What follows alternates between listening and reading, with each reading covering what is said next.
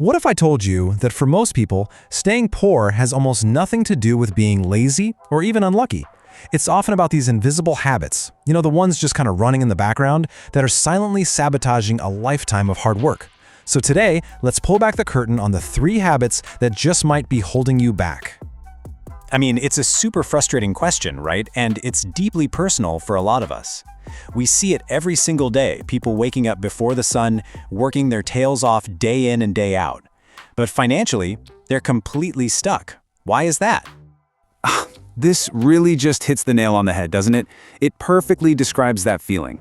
You're putting in all the effort, you're sweating, you're getting more and more exhausted, but you look around and your financial situation hasn't budged an inch. You're just stuck. And that exact treadmill feeling, well, it brings us to our first big idea, the hard work paradox. It's this kind of counterintuitive and, let's be honest, pretty frustrating idea that simply working more isn't the solution. So what's really going on here? Well, it's the fact that more money doesn't fix the problem if the habits underneath don't change. It's exactly why you hear all those wild stories about lottery winners going completely broke. They get this life-changing sum of money, but without the right financial habits, it just slips right through their fingers, like trying to hold water in your hands. Okay, so let's dive into our first major habit. And this one's a trap that so many people fall into without ever even realizing it. It's called survival spending. And here's the core of it. When your entire brain is focused on just getting through the day or the month, paying rent, covering bills, getting food on the table, you never ever get the chance to shift your focus to building for the long term. You're constantly playing defense, just trying not to lose, instead of playing offense and trying to win. This metaphor just perfectly explains the true cost of that mindset. Think about it. Every dollar you have is like a seed. You can either eat it right now for a little bit of satisfaction, or you can plant it and let it grow into a tree that can feed you for the rest of your life. Survival spenders, they're always eating the seed. Let's see exactly how this plays out with a quick story about 2 workers. They start at the exact same place, same job, same factory. But look at their actions. The spender uses his free time for small, immediate pleasures. The grower, on the other hand, invests just 1 hour a day in learning a new skill. That one tiny difference in action leads to a completely different mindset. Now fast forward 10 years, and the result is just staggering. One is still at the factory. The other one owns his own company. That wasn't luck, it was a daily choice. And this isn't just some fairy tale. We see this with some of the most successful people in the world. J.K. Rowling was a single mom on welfare. She could have easily eaten her seed just to survive, but instead she planted it by writing. And Oprah, she came from extreme poverty, but she invested in her unique talent, that incredible voice, and her power to connect with people, and she built an entire empire. They both chose to plant their seed instead of just eating it.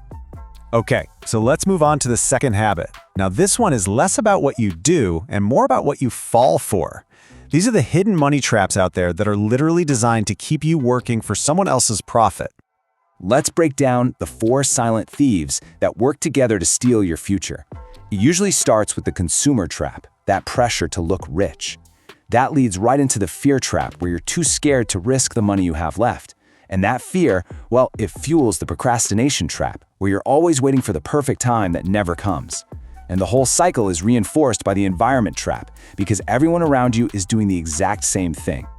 That first trap, consumerism, is captured perfectly in this idea. There's this intense, unspoken pressure to signal success, to look like you've made it. But on the flip side, truly wealthy people are focused on something totally different, just preserving and growing what they already have. Think about Warren Buffett. He still lives in the same house he bought decades ago. For him, the priority isn't looking rich, it's staying rich. All right, next up is the fear trap. We're always taught that putting money in a savings account is the quote-unquote safe thing to do. But is it really?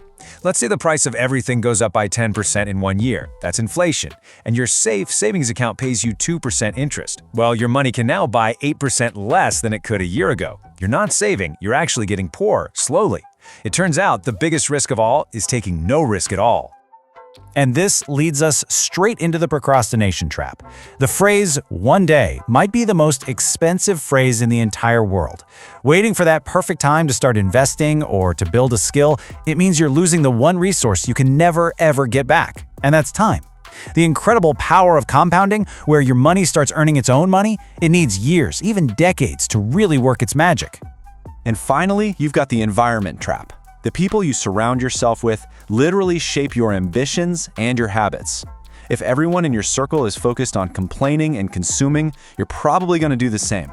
But if they're all focused on growth and seeing opportunities, well, you'll rise right along with them. Okay, let's get to our final habit. And this one might just be the most destructive of them all. It's the mindset that keeps you completely powerless because it convinces you that your situation is always someone else's fault. This story of the two shopkeepers is the perfect way to see it in action. So listen, they both face the exact same problem. Nobody is walking into their stores. But their mindset? Worlds apart. The complainer blames everyone, the city, the government, the customers, but the doer, he just asks himself, okay, if people aren't coming to me, how can I go to them? And that one shift in mindset leads to completely different actions. One guy just sits there and waits for things to get better. The other one starts a delivery service. And the result? One business slowly dies while the other grows into a supermarket. It was never about the problem. It was always about the response. And that's really the bottom line here. Blaming someone else might feel good for a minute, but it makes you a passenger in your own life. The moment you take responsibility, even when it's really hard, is the moment you get back in the driver's seat. So now that we've looked at these 3 really destructive habits, the big question is, what do we do about it? How do you actually break free from these things? This quote is so important because it really highlights the urgency. See, these little habits, buying a coffee you don't need, complaining about your job, putting off a task until tomorrow, they don't feel like a big deal on their own. They're so light, you barely feel them. But over years and years, they link together and compound into these heavy chains that hold you down. And this is the most empowering idea of all. Your starting point in life does not have to be your ending point. The habits you choose every single day are what give you the power to write a totally different story. Change is always possible. So I'll just leave you with this one question. Not what will you do one day, but what will you do tomorrow? Are you going to choose the habits that keep you running on that treadmill? Or are you going to choose the ones that start building a different future? The choice is completely yours.